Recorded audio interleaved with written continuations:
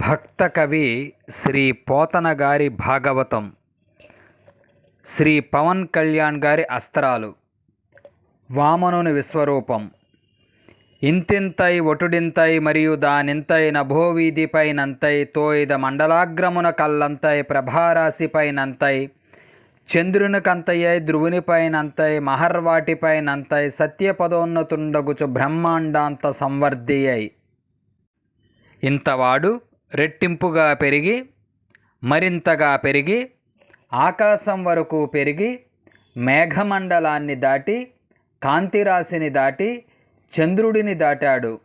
ధ్రువుడి కన్నా పెరిగి మహర్లోకం దాటి సత్యలోకం కన్నా ఎదిగి వామనావతారంలో ఉన్న శ్రీ మహావిష్ణువు మొత్తం బ్రహ్మాండమంతా నిండిపోయాడు.